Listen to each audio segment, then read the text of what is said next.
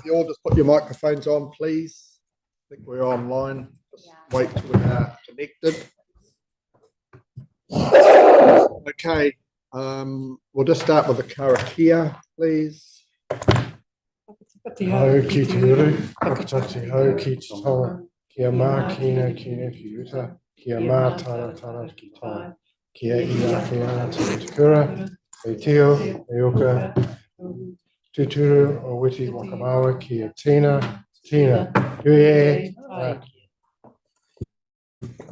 Okay, thank you for that. Now, we may have Charlotte on Zoom and Bruce and Jendi. We've got an apology from Craig. Do we have any other apologies? Neil wants to be left by 11:30, so that's okay, Neil. So we'll move the apologies to be sustained. All those in favour say aye. Aye. It's carried.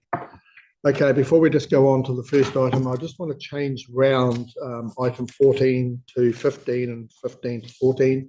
I just think it will give better context to the discussion. So if we'll just, when we get to those, we'll just be changing that items round. Okay, and now we'll move on to tab 5, which is on page 6, I think, page 6, 7, confirmation of the audit and risk meeting on the 10th of February. We'll just go through and see if there's anyone that makes any changes before we move the confirmation. I also move, Mr. Chairman. Okay, you've got a seconder. I'm happy to see it. Susan, thank you. All those in favour say aye. Aye. Thank you. Now we move on to item 6, which is on page 10, and that's the financial operations report. Thank you, Chair. So you have in front of you the December results, the financial report. So we're halfway through the financial year. Trends are well established, and I wouldn't expect them to change too much between now and the end of the year.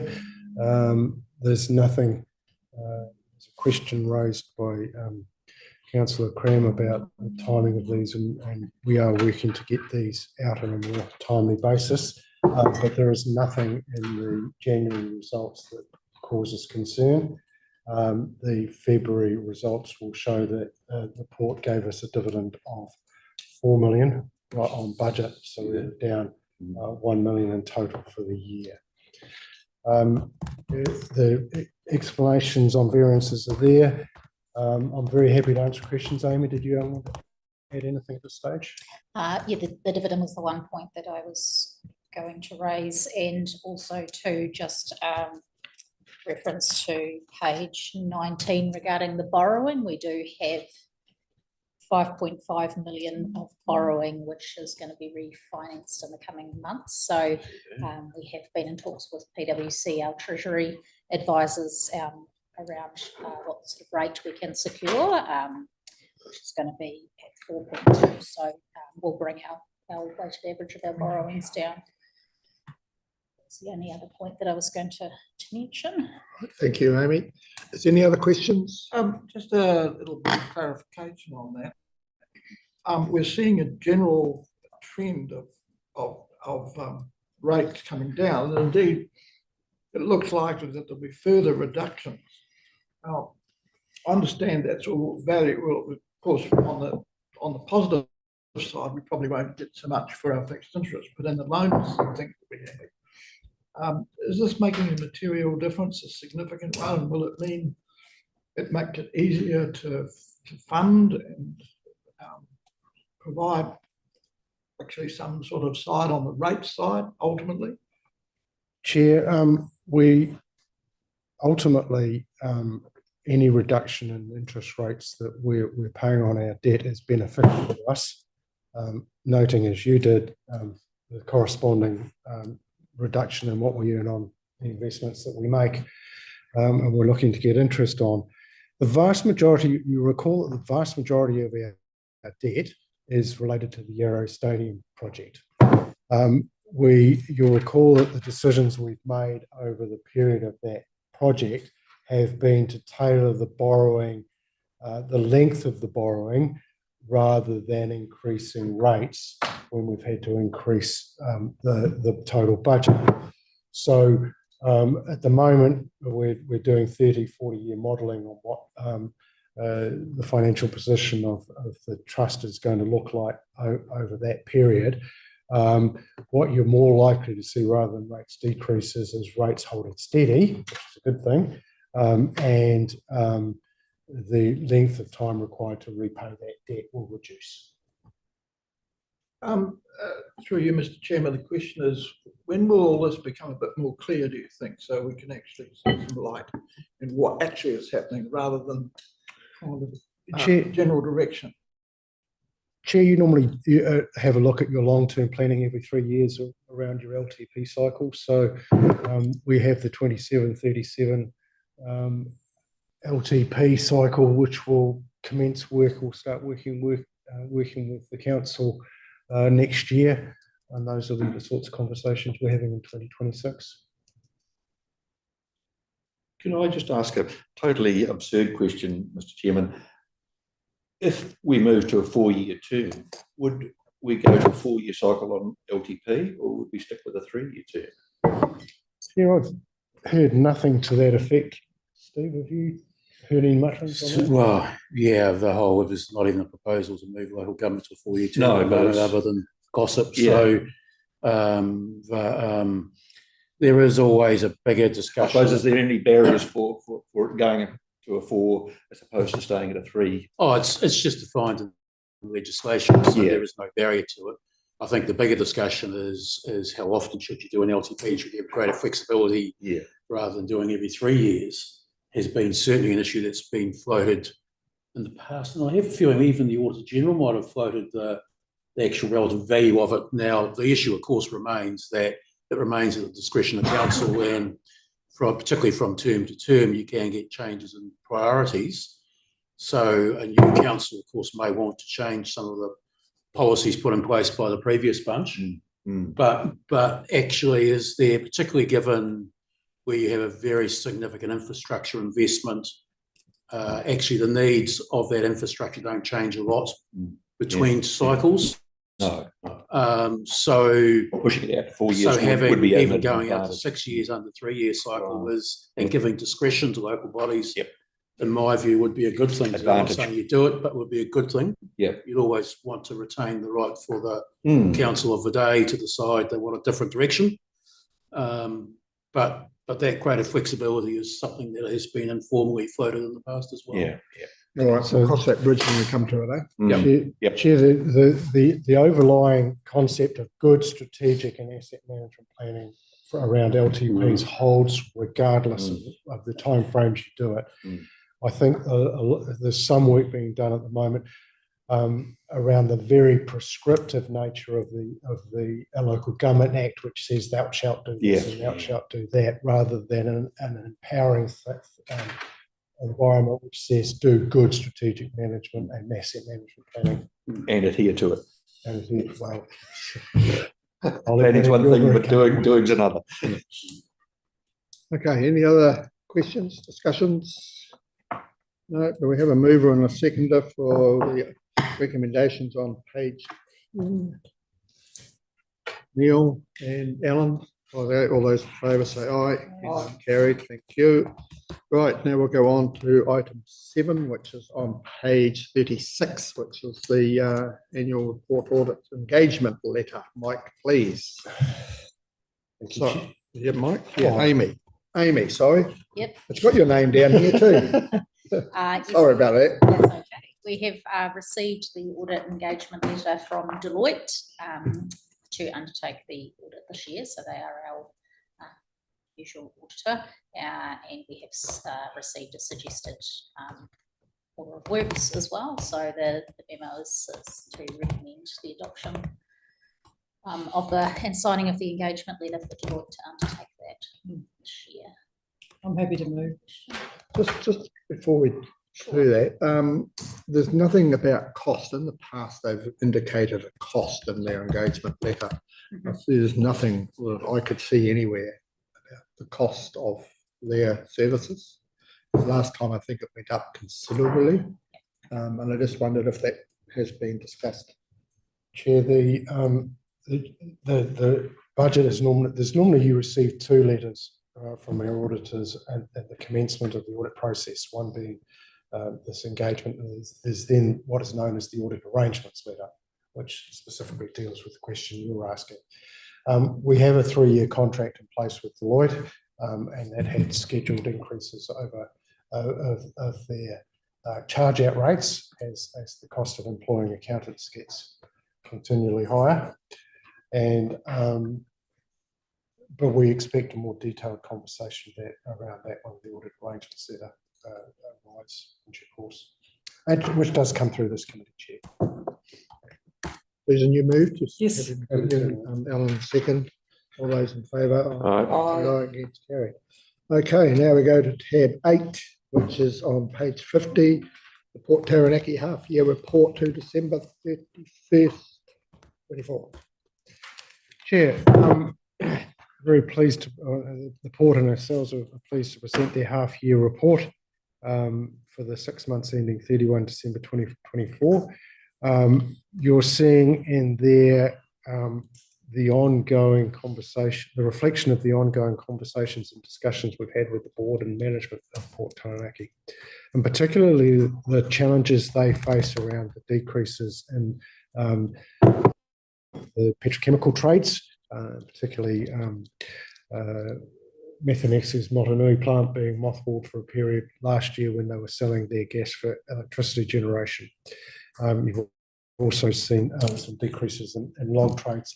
So a very challenging first half of the year for the port company. They're in advising us, they're noting that those challenges are likely to carry on, at least in the foreseeable future. But having said that, every now and again, a good trading month pops its head up. And so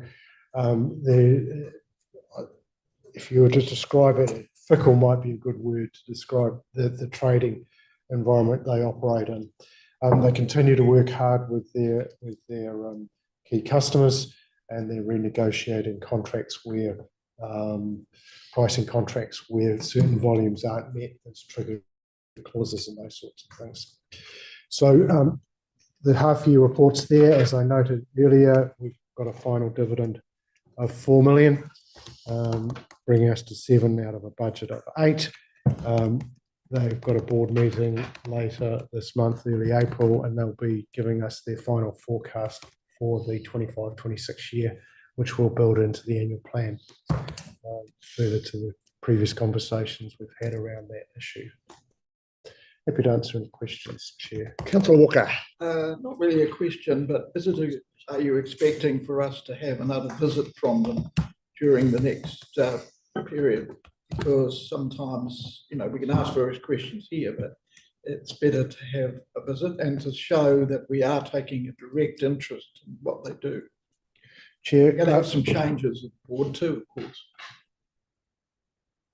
Chair, I'm not aware of any changes. Well, Charlotte is the situation, whether she did talk to me about what she intends to do there. So there could be changes coming in the end. So 2 or 3 things there, Chair. Let's unpack those. First things first, Charlotte is appointed by the council as an independent director. She's not a councillor appointee. I understand that. Of the council. She's been appointed for a 3-year term until such time as she advises that she would step down. She remains a director of the port. Normally what we've done the last couple of years is in and around the annual report of Port Taranaki, we've invited them to come and present to the council on the past year's performance and issues and strategic directions moving forward.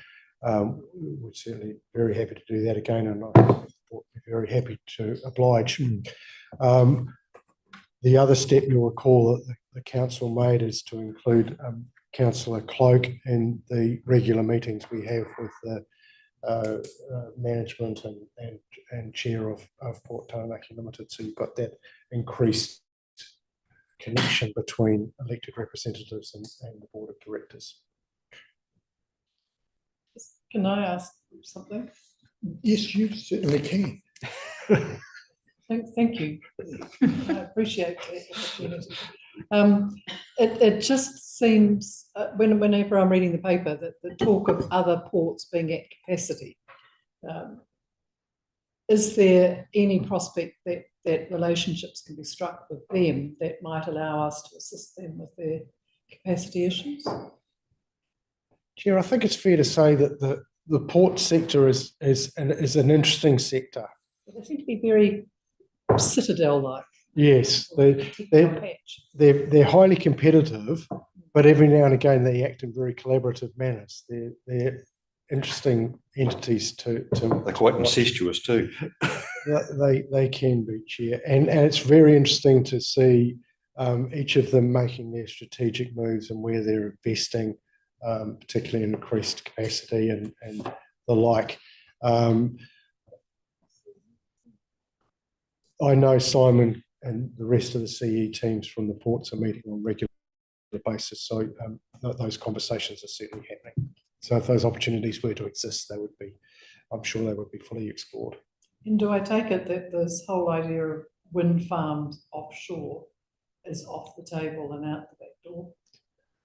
Oh, Chair, I think that's possibly a fraction premature to be making those sorts of comments. There are challenging, if you excuse the pun, there are challenging winds ahead of those projects, and nothing's set in concrete. There's conflicts between different resource users wanting to use that space and how they may or may not live together in those spaces. And certainly the government continues to explore its options and does investigations from time to time into various options, LNG, wind, that sort of piece, those sorts of pieces of work. So whilst you might say it's on the back burner at the moment, I wouldn't say it's totally off the board. Yeah. Okay. Over here. Sorry. Yeah, through you, Mr. Chairman. The decline in the gas supply and the consequent liquids through the port was predicted. Where are we at on the predictions? Are we years ahead of where we were sort of thinking we were going to be in that regard? Chair, not being an expert on future gas reserves or anything. There's not a lack of reserves, it's just lack of tapping into them. Price generally seems to be a huge driver on all of these things, and the previous ban on new offshore exploration certainly wasn't helpful. Look, the reality is we're in a sunset industry that is not going to go on indefinitely. At some point, New Zealand will transition largely away from a petrochemical-based economy. How quickly that occurs depends on your political beliefs and your environmental beliefs. But generally speaking, markets are very effective at sending prices at those sorts of things, which dictate. But there was a scale of decline that was predicted, and I'm just wondering where we're at, whether we've leapt forward 2 years with what's sort of been brought about. Oh, Chair, it's very clear to me. It's very clear to us that last year's lack of gas was far sooner than the market had anticipated. Yeah, that's right. So, which suggests the whole process is being accelerated. But they were planning to bring other things on stream, etc. And like I say, the cruise ships, there are 28 ships by 2028. Well, realistic. We're talking for that. So just about to do some market research there, but and look, important to note, of course, the cruise ship's goal is a future Taranaki objective. Right. It's not the port for New Zealand. Some of these questions, when they come with the annual report, can be just escalated or answered at that time. So we probably Mike's trying to talk on something ahead that's. I mean, even questions like what's just been said about the oil and gas industry. The truth is, there could be other uses of that which don't see a decline. Okay, Donna, you've, Just a quick one on the dividend. It talks about them taking it out of, and I take it as the taking it out of the dividend equalisation view. That's us. So it's So not- you'll recall when the discussions we've had on the annual plan, and I gave you a couple of papers that indicated what would happen if we didn't get, and how we might accommodate different levels of dividend levels going forward in 25, 26 and 26, 27 ahead of the next LTP. So we've got the dividend equalisation reserve. We can use that to take money out of our balance sheet and support our activities, our operational activities, without unduly increasing our rating levels, on the understanding that later on in our 10-year cycle of LTP, we're repaying that dividend equalisation reserve. Sorry, I probably misread. Okay, thank you. okay. All right, no other questions? I'd like to move the recommendations on page 50 and noting the increase from 3 to 4 million. Do I have a seconder for that? Neil, all those in favour say aye. Aye. It's carried. Okay. Chair, and I'm going to be really rude and interrupt you for a second. I'm conscious that we normally have a health and safety report at the agenda, And it's and not it here. appears to have been omitted, and so we apologise for that profusely. We will catch up with our health and safety. I'm just having a problem with there, patiently waiting a term, and I was looking at the agenda going, where on earth is it? Is it appropriate just doing a slight verbal? No, it's not appropriate, Chair. Okay, that's all right. Not good practice to bring things onto agendas without having them. Paperwork. So my sincerest apologies. We will deal with that. We'll do a double up on our reporting next time round, and we'll do a Well, nice to see you, Bronwyn. we'll do a review to understand why that missed out on the agenda. Okay. All right. Now we go on to tab 9. Thank you, Amy, for your input. Tab 9, which is the regional software holdings draft statement of intent, and Mike's taken us through that on page 76.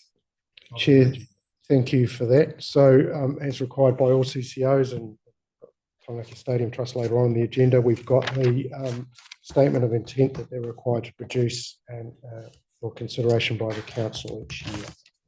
So RSHL has done its strategic planning and thinking, and has an estimation that's included in the agenda there for you. The board's focus for the forthcoming year is clearly around the Iris Next Gen project. We are in product acceptance testing, PAT, as we speak, and the amount of work being done around the country is huge, as the 10 councils that are going to use Iris Next Gen make sure that it is fit for purpose and does what it says on the can. So we move to starting the first implementation, which is Otago Regional Council, in April or May of this year. So we're not far away from commencing that first rollout. So our total focus for the next 2 or 3 years will be on Iris Next Gen. That will not be at the expense of our ongoing other collaborative initiatives, particularly to Yuri Kahika.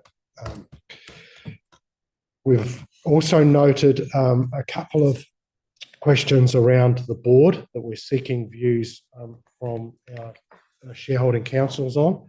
I've had the privilege of being the chair now for 13 years. By any stretch of imagination and good governance practice, that is far too long. And so I've indicated to the board that I'll be stepping down at 30 June. We had a vacancy in November last year that the shareholders did not fill.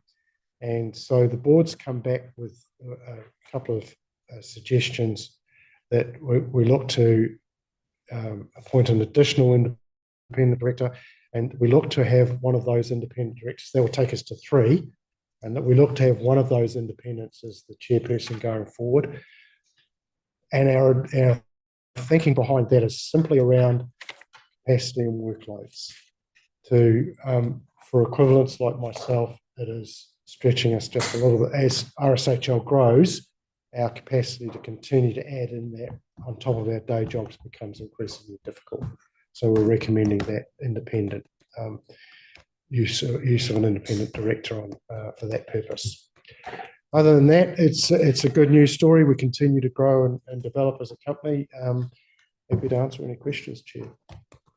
I suppose the first question, Mr. Chairman, is how's the trials going? Are they coming true to fruition? Chair, the PAT is exactly as we would expect it to be, with a significant new product development. There's lots of tweaks, call them whatever you want to call them. So lots of little things that they're finding when you put things to the acid test, you find bits and pieces that aren't quite right. But there's nothing that's coming out of it which is making us go, that's a deal breaker, or that's a stop. That's going to cost us a lot of money to fix. Exactly. So it is performing as we anticipated. So, yeah. Noting that we're in the middle of a process, not at the end of it. Walker. I was going to ask a similar question to which Councillor McIntyre's asked, but the other question is just about governance, which is that you're departing, and firstly, I think we all should acknowledge that it's been an exceptional performance as far as you're concerned, with this taking this from a small organisation up to a moderately large organisation, and also the whole capacity to get these other people from other places in. And I think it might seem that that's easy, but I think that you've played quite a part in that. And I'd just like to acknowledge that. That's one thing. And the other just question is, it has been a very good job done. And just the governance, we wouldn't want the governance to become, shall we say, independent of council. So to get a lot of independent directors, you can end up with, as Councillor Hughes is talking about before, so citadel approaches to things and that sort. So we hope that we can still see the governance line of sight that's necessary here. And maybe you'd like to just comment on that. Chair, very happy to do so. Thank you for those supportive comments. The current board is 7, being 5 council appointee type people like myself and 2 independents. It's normally it's Constitution looks at an 8 board with 6 council appointees and 2 independents. This will move to 5 and 3. So the councils will still retain that ultimate control. And might I suggest that if the board was to start to move too far away from the comfort levels of its shareholding directors, those independent directors might find themselves being replaced rather smartly. I'll note that whilst I step down as chair, I've still got 2 years on my 3 years, so I'll carry on the board. Right. Yeah. Right. Thank you for that. Is there any other comments? Okay, the recommendations are on page 76. I'll move the recommendations. And Susan, I think you're going to second them for me. All those in favour say aye. Against, carried. Okay, now we'll go on to tab 10, which is the Regional Software Holdings 6-monthly report to shareholders on page 120 of your agenda. Chair, again, another statutory obligation of our CCOs. A very successful 6 months from RSHL. The Iris Next Gen was continuing to be the focus. So we had a challenging environment with a couple of delays, but we did make it into PAT as I've previously briefed you on. And we're confident that will still be successful as we move forward. We're continuing to deliver on Te Ora Kahika's business plan. And of note is we were able to bring on the Regional Integrated Ticketing Group and provide support services for them as they move to the national ticketing system over the next few years. Financially, the company's performing as planned. We are running down the value of the investment the company had in its original product, Iris Classic. And at some point, that will be amortised away to zero as the last councils come off that particular solution. Happy to answer questions, Chair. Through you, Mr. Chairman. Was that ticketing one, was that an off the shelf or was it developed prior to coming on board, I suppose? So the regional integrated ticketing system is a coalition of about 8 or 9 regional councils, but it tends to be the smaller ones. Yep. So you've got your Auckland, Wellington and Canterbury's that have got their own big ticket solutions. What the Ritz team did was they contracted an existing ticketing provider to give us an interim solution from where we were until we go onto the national solution, which is probably going to have close to a 10-year life by the end of that process. It was largely off the shelf, but complicated by the fact that there was no standardisation or simplification of the bus fare systems across the country. And to be honest, that remains my ongoing concern and biggest risk I see with the national ticketing program, is you've got a national ticketing system, but you don't have a national ticketing fare system. Oh, no regionalisation. Yeah. So each regional council is setting its own fare policies. And as you are later on today, you've got another item in your agenda considering bus fare policies. And that by its very nature will produce 16 different results around the country and 16 different sets of complexities that go into a national ticketing system. Okay. So is there an opportunity to sell the Iris Next Gen to outside of New Zealand? Oh, Chair, I think there's some interesting growth opportunities within New Zealand, particularly with our unitary authorities. Yeah. And I know that, for instance, Nelson City as a unitary are one of the 10 councils that are going to implement Iris Next Gen. So Gisborne, Taranaki, Tasman, those are looking. Marlborough, they are looking with interest. The one that's surprised us and is showing the most interest, which could be a double-edged sword, is Auckland, because they've very clearly got their regional council regulatory obligations.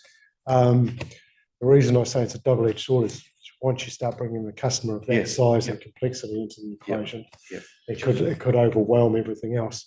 But the thing that we're looking at more with what you'd end up doing with Auckland is you wouldn't bring them in as part of RSHL. You would end up doing a deal on the IP. And giving them access to that rather than overwhelming RSHL and the Iris Next Gen councils from the sheer size of Auckland. But it would be a revenue stream that could be useful to the organisation. Absolutely. Yeah. Absolutely, Chair. And so we've just seen our 10th council come on board, being West Coast Regional Council. Not a lot of money, but that has, in line with all the agreements we've got in place, their contribution filters money back to all the other councils that have already paid. So there's a small rebate back to us. That's great. Okay, any further questions? Neil, you put your hand up to your ear, so I imagine you're going to move the recommendations on page 120. Donald, you're happy to second? Yep. Okay, all those in favour say aye. Aye. Carried. Okay, now we're going to tab 11, which is on page 164, the Stadium Trust Draft Statement of Intent for the year ending 30th of June. Michael, please. Chair, in similar ways of RSHL, we've got the Taranaki Stadium Trust Statement of Intent and followed by the half-year report. So as we reach the completion of the redevelopment reinstatement project, the Stadium Taranaki Plus project, we turn our mind to what does the next set of activities for the stadium look like. That is being developed as we speak in terms of an updated strategic plan and a set of asset management plans that the Taranaki, the Stadium Taranaki Joint Committee is working on as we speak. So largely for 25-26, we will, the Trust's activities will be around meeting its long-term maintenance and development obligations, which, given it's a relatively new stadium, should be quite modest. And obviously debt repayment and looking ahead for doing the planning and considerations necessary to implement the asset management plans and new strategic plan once this council has adopted those. Happy to answer questions, Chair. All pretty straightforward going forward, I think. And as you're right, I mean, hopefully the maintenance should be quite low. And we'll have a good asset going forward. So do we have a mover and a seconder for the recommendations? Unless there's anything else. Susan, Alan? All those in favour say aye. Against, carried. Okay, now we go on to item 12, which is the Stadium Trust half-year report, December 24. Chair, again, half-year reporting time. This is the focus of the Trust through the back half of last calendar year was totally on the redevelopment project, and that was full steam ahead during that 6 months in and around the operations of the stadium, which we're continuing to see that growth and usage of the stadium by multiple different users. Just this last month, we had the Pōwhiri Whatamatotini, you had the Motorcycle Daredevils, and a pre-season Super Rugby game. So we're starting to see that variety of use coming back to where it was pre-2017 stands were declared earthquake prone. The nice thing about the half-year report is when we come to full-year report, we'll have a completed project. We'll be done and dusted. So, happy to answer questions on that basis. Well, it's certainly good progress and a lot of hard work going into where we're heading towards, and it'll be really good to see the opening of that project, but I'm sure we'll discuss that a little bit more further in.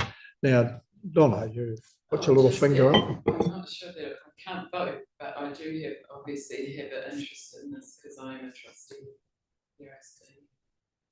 Okay. All right. The recommendations, I think, are on page 177. I'll move. Do I have a second? Donald? All those in favour say aye. Aye. Against, carried. Okay, now we'll Fiona in the room. Oh, cheers. I didn't see you come in. Sorry. They snuck into you. You're just a little bit. Yeah. Thank you. So we're on page 198 and 99 of your agenda. Morena tātou. The item before you now is the final stage of the revised regional public transport plan. You'll recall that this plan has had a much longer and more complex gestation than anticipated.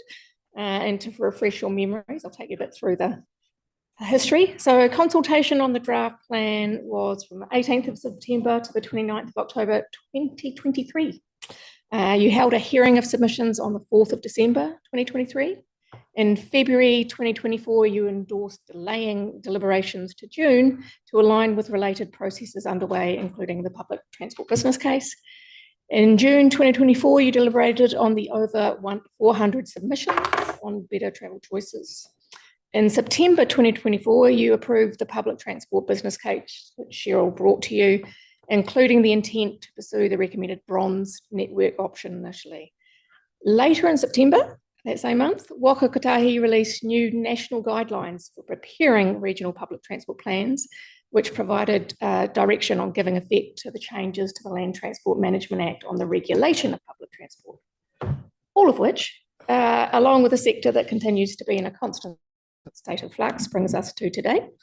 The plan brought before you now has been revised to incorporate the specificity that Cheryl's business case provided, along with the content from the Regional Land Transport Plan and New Plymouth's Integrated Transport Framework. It also responds to legislative changes and the new national directions provided by the Government Policy Statement on Land Transport, which was released in June 2024. Appendix A of the plan outlines the development process undertaken and highlights the series of community engagements within that. Noting that this is clearly a content draft, which will be formatted and edited for public release, what you will notice is that this plan looks and feels very different to the draft. The broad range of updates required has resulted in significant structure change. However, the content and direction are completely consistent with feedback received from the community and guidance provided by the committee's deliberations. An outline of the key updates made are given in numbers 11 to 13 of your memo. And a reminder too that this is one half of the two documents that collectively make up Better Travel Choices for Taranaki. This Regional Public Transport Plan is the statutorily required component. The other part is the Better Travel Choices strategy, which is about integrating public transport planning within the broader context of mode shift to a range of active and shared travel modes. There are two options before you today, which are essentially to endorse the RPTP 2025, so the Regional Public Transport Plan, or to not. Our recommendation is option 1, which approves the Regional Public Transport Plan and meets statutory requirements for it to be in place in order to support the work that Cheryl was doing in the operational. Thank you. The operational space. Happy to take any questions. Oh. I feel the same. That's not just quite a process. It has been quite a process going back for quite some time, but it's pleasing to see that the guts of it is still there and following public submissions. So it's not too much diversion from that. So that's quite pleasing. So I'm sort of hoping that when it goes out in the public sector, we won't get a lot of negativity, because to me it looks pretty good. A lot of words, and I get a little bit confused about everything. But and you didn't help much either. That was me. Oh well, you explained it very well. You know what I mean. It's very complex. You have to draw a picture for him. You have to draw a picture. Thank you. I'll do that later. So for that, is there anybody got any comments? I have a few. Yes, Alan. If I can. Page 214, which is page 12 in your plan. Under the benefits, the KPI, the second one, it states about increased percentage of the population living within 500 metres of a bus with service frequency of at least X per hour. Should that have a figure in it? It's been an unknown quantity, I take it. Depending on which plan you choose, I suppose, whether it's bronze, silver, or gold. Not silver or gold at this stage. No, but that's where I put that figure in. Yes, that figure will be finalised once the operationalisation happens off the network, so that we will know those details once the contract process is on. The following page, if I may, Chair. Yes. There's a comment that down the bottom that states, if nothing's done, transport emissions, especially from private vehicles, will remain high in the region and will have detrimental effect on the health and well-being of people. I don't think things are being done with a lot of EV vehicles, private EV vehicles, and it talks in context for that lot. So I think there's a lot of work done by the private sector to reduce emissions as well. There's certainly a large increase in EV vehicles. So I was just wondering if you had any facts that back that up. Sorry, so that reference is specifically to the public transport system. So above is if we don't carry on and do the improvements that you guys have already discussed regarding public transport system. Sorry. Thank you. Yeah. Okay. Is there any? I didn't really know this. I still have there's another KPI that I had problems with, and I did chat with Mike about it briefly at the start of the meeting, and that's that increased percentage of the population living within 500 metres of a bus stop. And I've got it on page 223 of mine. I don't know how you can meet that KPI or the region can meet it, whether you're going to want a greater population near a bus stop. Is it regionally for bus stop location? Is that where that would Through you, affect that? yes. That's what I replies to. Okay. Through you, Chair, there's two components to that. It's where you put your bus stop infrastructure and the most convenient places to the population. But also there is some interesting district planning implications of where developments occur. So we're looking to, part of this is the guidance that will go to the district councils and ultimately will end up in things like spatial plans and all the rest of it, which dictate, well not dictate, it's the wrong word, give guidance to where new builds will occur and where new builds should occur. And so you target your new bus stops for high growth areas. And that is one of the advantages of having the new Passenger Transport Joint Committee, that you can bring together the four councils, and you're not just talking about Cheryl's operationalisation. I can't say it now. My apologies. You bring together the bus services with the planning services. Yeah. So those sorts of KPIs will be delivered over time by multiple parties. Just through you, Chair, too, if I can just add to Mike's comment, you might all recall earlier last year, the PMP committee and then council approved work on the future development strategy with New Plymouth District Council. So that's something that we are responsible for participating in and jointly preparing that development strategy with MPDC. So that's another kind of bow, I guess, and a link that TRC has with New Plymouth Council around where they grow and how they grow. Final question, if I may. Yes, definitely. Page 247, under total mobility, you're expecting no proposed changes to the service for the duration of the RLTP. Just wondering, do you still have the flexibility to be able to take on new services if they become available, i.e. Stratford and Eltham and those that don't have any service? In that respect, if an operator came forward, you had the capacity to be able to sort of assist them with that. Yes. That total mobility service. Yeah, look, through you, Chair, we actively seek people. I know you would have seen we had a trial in Stratford. Unfortunately, it didn't go very well. Yeah. But we concentrate most of our focus on those areas to try and get some more providers in. It's a goal of ours. Yeah. Because I do notice that we do suffer a little bit outside of New Plymouth. All right. That's it. Thank you, Chair. Very good. Through Mr. Chairman. Yes. Can I just ask, I see referenced in there, you're talking about the issues that you had with bikes on buses and things like that. And at this stage, it's been resolved. But like I say, I say that hesitantly because it doesn't sound like it's actually been resolved. It's only a temporary fix. Going forward, if we, 500 metres from the nearest bus stop is still a long way for some people. And we now have quite strong abilities to electric scooters or electric bikes. So people to get from home to the bus stop is quite enhanced, but they need somewhere to either transport that bike with them when they go or store it when they get to their destination and things like that. Is there anything in the proposals and that to help that happen, i.e. better storage of bicycles on buses and things like that and storage at destination? Through you, Chair, absolutely, there are ongoing discussions.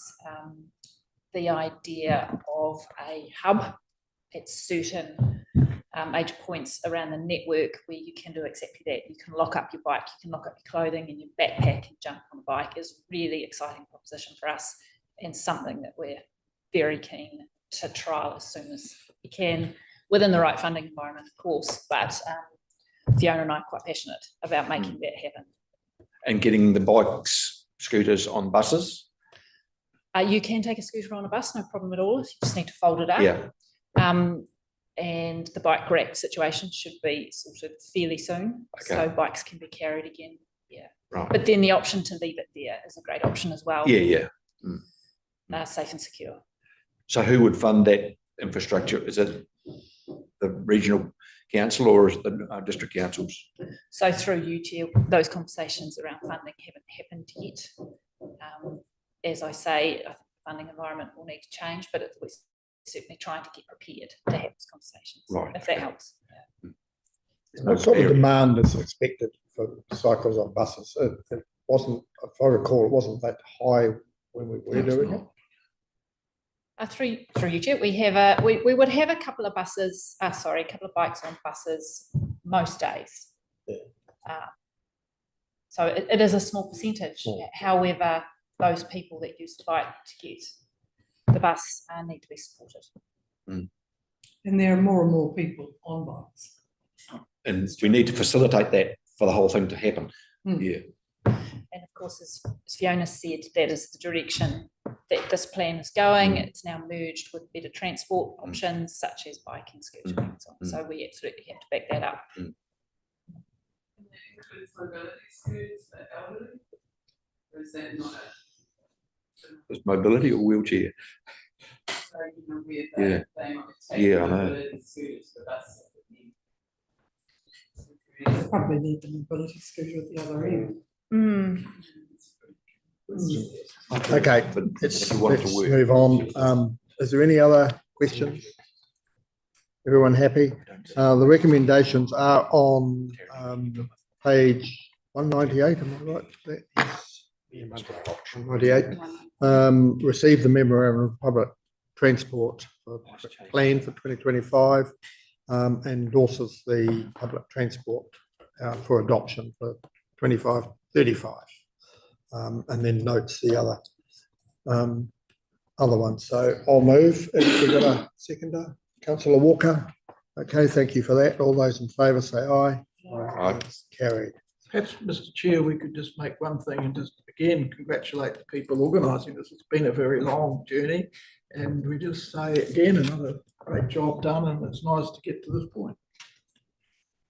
Chair, at the risk of extending the meeting, the statutory and regulatory environment of public transport planning and delivery over the last 18 months has been tumultuous, and it has put our policy and operational teams through the ringer, and should not be underestimated. So thank you for those comments.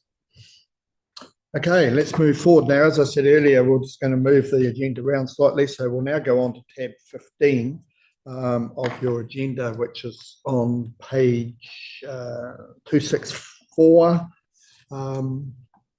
Fiona, are you taking us through that? Sorry, Cheryl's taking us through that. Sorry, Cheryl. It's here too. No problem at all, Chair. Simply, I just wanted to provide, or the team wanted to provide, an update to you in relation to all the things that are going on in the background. There's some big projects in there which are exciting and a touch daunting.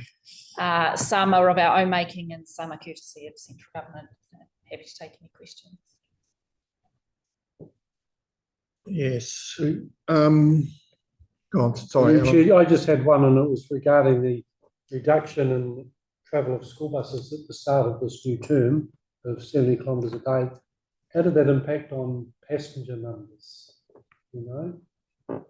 So that work was done prior to making any changes. So we were aware of the changes that had taken place in how our children are moving to school. I believe this is work that should be done each year. Schools become popular or they become out of favour, and children are moving in different ways. So it was simply just keeping an eye on ensuring that we don't run a bus past 5 stops where there are absolutely no pickups this year. We did have conversations with certain parts of the community as well, and in fact we changed our mind on one courtesy of those conversations. So there was a lot of work that was done around this. So by doing that, you've provided a lot better service and sort of carrying the numbers that required. Through UG, yes, and some cost savings as well. And just on page 265, the rebranding and a new name for regional public transport. Is there a possibility just to give us an update on that and what sort of costs are around that rebranding? I see it's open to roll out on the new network on April 6th, not that far away. So through you, Chair, I'll answer this in 2 ways, and I'm wondering whether Samara can assist from Comms in relation to it. So the funding is all within our funding envelope for the 3 years. So there's nothing, there's no extra funding required. And perhaps, Samara, would you mind just giving an update? Sorry to put it on you. I probably. No, that's absolutely fine. No worries, through you, Chair. This has all come about as part of the move for our new network and also an extension from our conversations with the community over the past 18 months. So within that, it also includes the ability for accessibility is a main thing that came out. So with that, including our signage, some people find it hard to read, hard to see, don't understand why we have 3 different names for a bus service that should collectively interlock and work together. And also find, big white bus a little bit daunting, not knowing where to go, how to take them, and same with some of our maps. So it's just re-looking at that and taking that feedback from the community and ensuring that we are enabling our community to use our buses as best as possible. So that's pretty much what it encapsulates, and then that will transfix over to that's April 2026.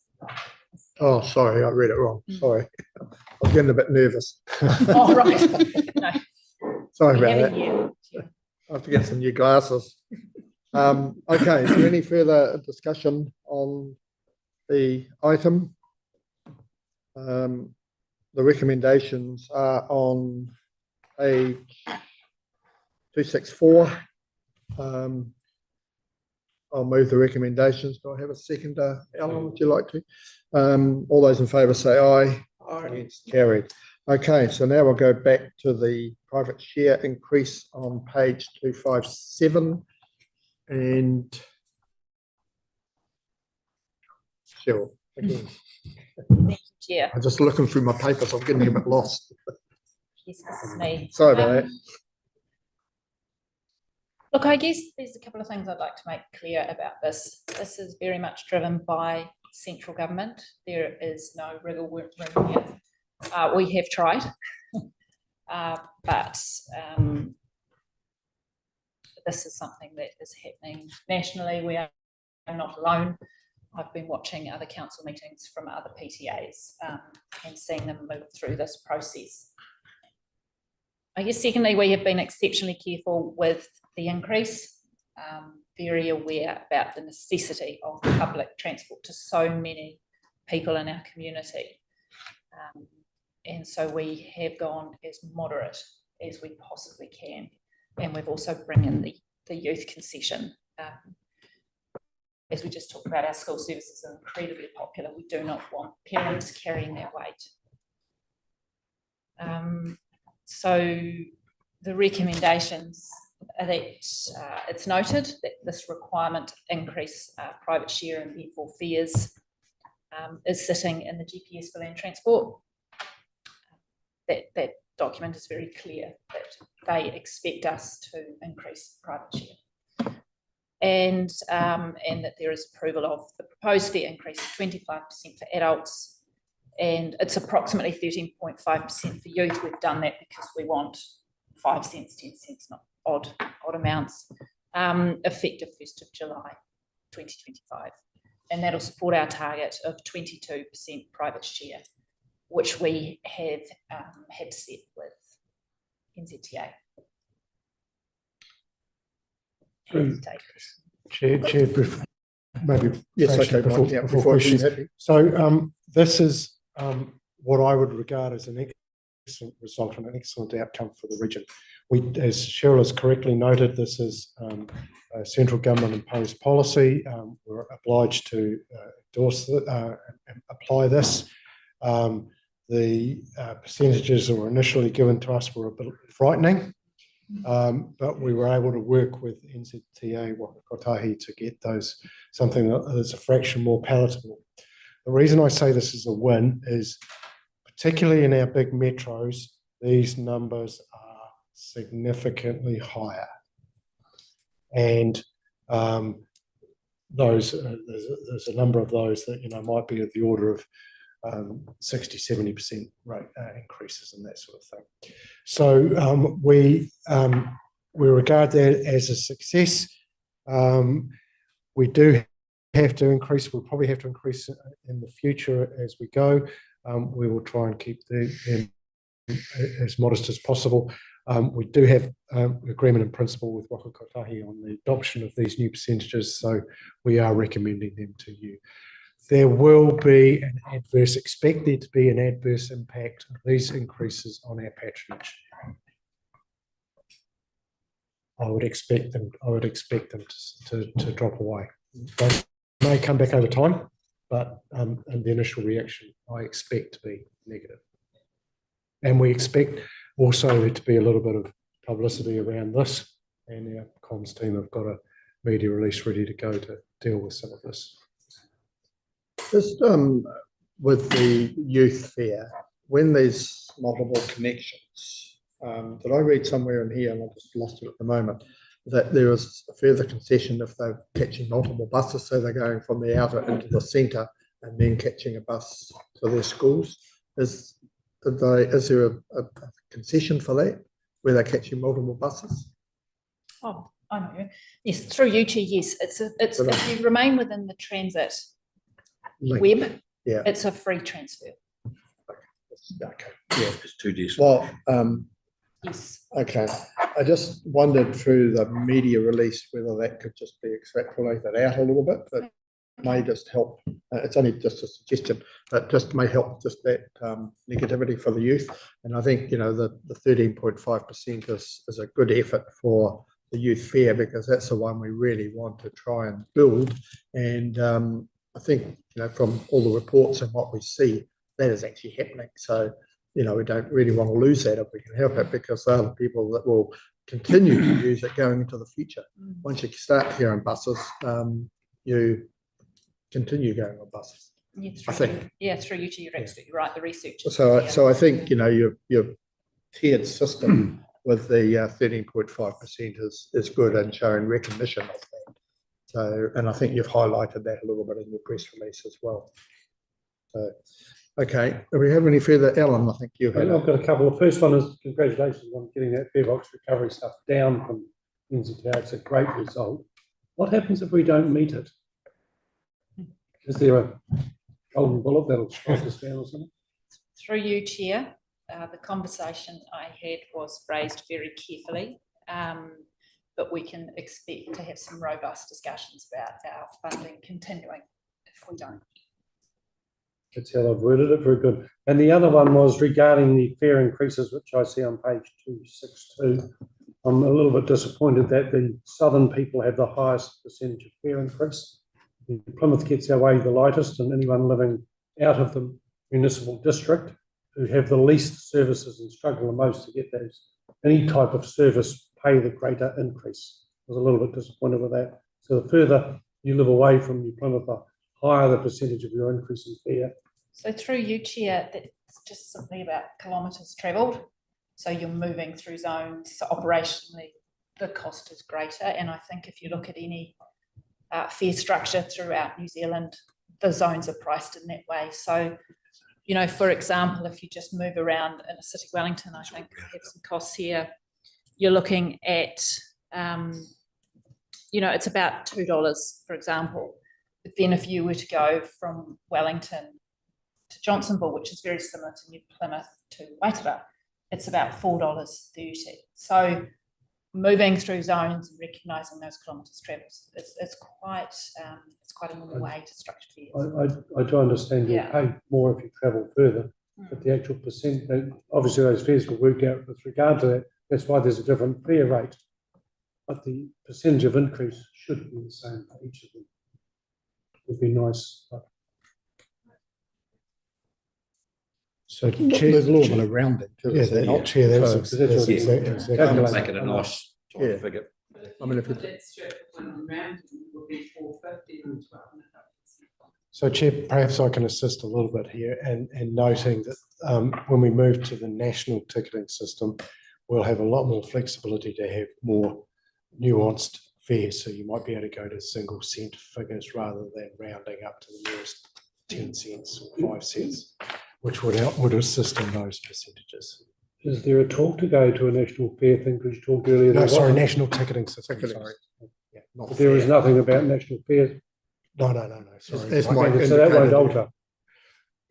What we've got at the moment, Chair, is we've got a system that is inflexible, shall we say, when you do increases. So Cheryl's point that she made earlier was we tend to round to the nearest 5 cents or the nearest 10 cents. The new system, we can go to the exact cent, which means that instead of it being 13.33%, it would be exactly 12.5%. You eliminate the rounding errors under the new system, is all I'm saying. All right. I might have caused more confusion than I Well, you thought. have. I'm just trying to get them ahead. We haven't got a national fare structure currently. We've got a national ticketing Ticketing system. It's a system that allows you to do that. But that doesn't set fares or No, it will give us the freedom to set fares to the cent, how would that vary to a B card? because you're still dealing with cash and dealing in cents and all the rest of it is just about impossible with cash. This is an account. Cash, The national ticketing system is an account-based system. and it will do away with cash. Not totally, but Well, then eventually. you'll still have the same problem. But a much Then you'll round it up. I should never have opened that can of worms. Sorry, I'm just more concerned about the increases. As soon as we can. Even So- for other Not in problems. reality. So Chair, what you're seeing there is the effect of rounding on those percentages. You really can't do less than 10 cents. If I'm rounding to mine, but that I'll live with it. Okay, we're going to probably try and debate Mr. this. Chairman, can I just sort of You can put have my one two- last call. 2 cents worth in? Not 2 cents. Yeah, well, yeah, probably a bit more than 2 cents. Donna, But Donna, just, I still look at those end fares, for 25, 26 at $2.50 for New Plymouth. A litre of petrol at the moment is costing you $2.50-ish sort of style. So we're still in that range of. So I don't think it's an expensive journey for people to use to get cars off the road. Yes, it's an increase, but I still think it's an affordable level, and inflation has taken place over the last few years, which has eroded that competitiveness. not for some. I agree. It's not going to be easy for some, but Okay, well, I think we've probably covered enough. So the recommendations are on page 257. I'm quite happy to move, noting how many kids you've got the great in your car. structure. Do I have a seconder for that? Councillor Hughes. Thank you. All those in favour say aye. Aye. Yes, carried. Thank you. Now we'll move on to item 16, and Jendi and Bruce are in the background there somewhere, but it's not their turn to speak. So accommodation, oh, sorry, Jendi, it is your turn to speak. Sorry. The accommodation update on page 267. Welcome. Sorry about that. Chair, in introducing this item, we've reached a very pleasant milestone in our project. As of late last week, we have a signed contract in place for the new build. We're dotting the I's and crossing the T's with the consenting department of the two councils involved, being Stratford and ourselves. And we're very close to either late this week or early next week having a build start. We will be communicating with the two unsuccessful bidders this week to advise them. So I'll talk about who the successful contractor is in public excluded, but I won't talk about that in the open part of the meeting. And we had a very successful iwi blessing of the site a week or two ago, which was given the involvement of local iwi and hapu in the development of the cultural component of the design was a very important step in the process. Jendi, did you wish to add anything to that, or we're happy to answer any questions? Happy to answer questions, Chair. Any questions? Cindy, have you got anything just to add before questions come piling to you? No, I think it's a really Friday was a great milestone for the project. Got a really good team on board, and everyone's looking forward to getting in and getting underway on some of those earthworks.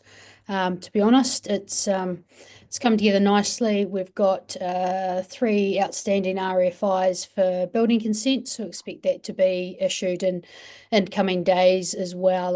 They're really sort of quite administrative type RFIs, so nothing significant at this stage. So yeah, everyone's pretty excited to get in and start turning some dirt.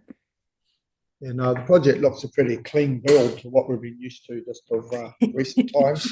So it should hopefully be a bit more relaxing going forward, and yeah, shouldn't face some of the problems that we have experienced in other builds. So, Chair, to that point, we concur, and we remain fingers crossed that nothing untoward occurs during the build.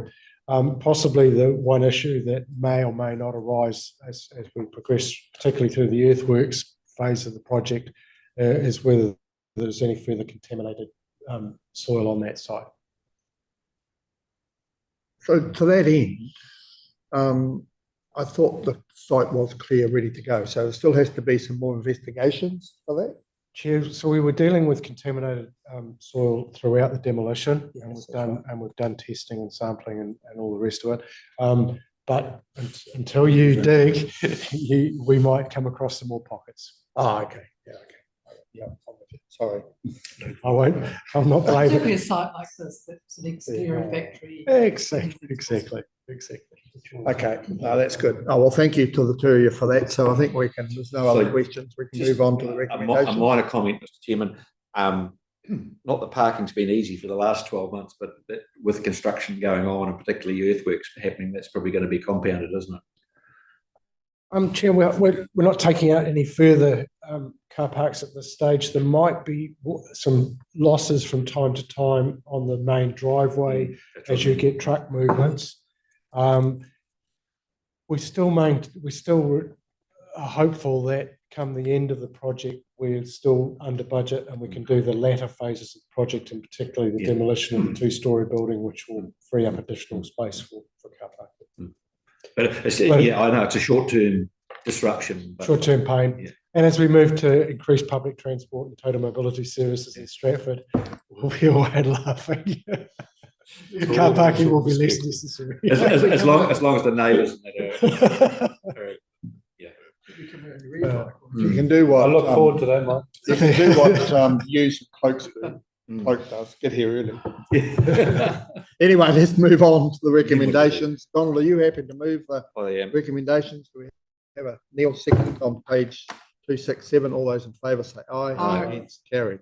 Thank you. And now we go on to item 17, the Stadium Plus project update, 270 page. And Jendi, your name's sitting there in highlights, so I don't know if Mike, if you want to introduce it or not. I'll briefly introduce it, and Jen, you'll correct my errors as usual.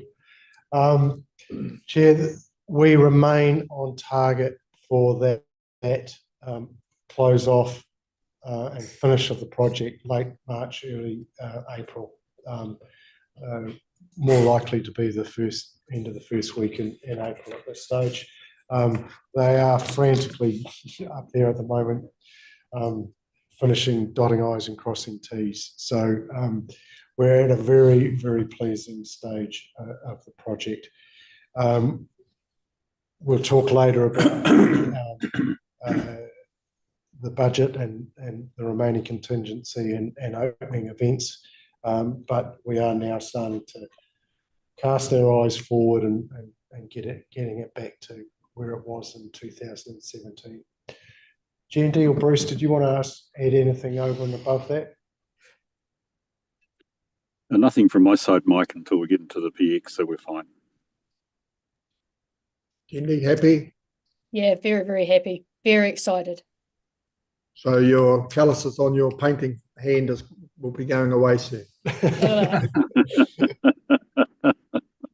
Okay. All right. Well, that's all fine. So we'll move to the recommendations, progress update, and I'll move. And Councillor Jemison will second. All those in favour say aye. Aye. Carried. Now we go on to tab 18 and 19, sorry, which is public excluded. I'll move for public excluded be removed from this meeting. We have a seconder, Alan.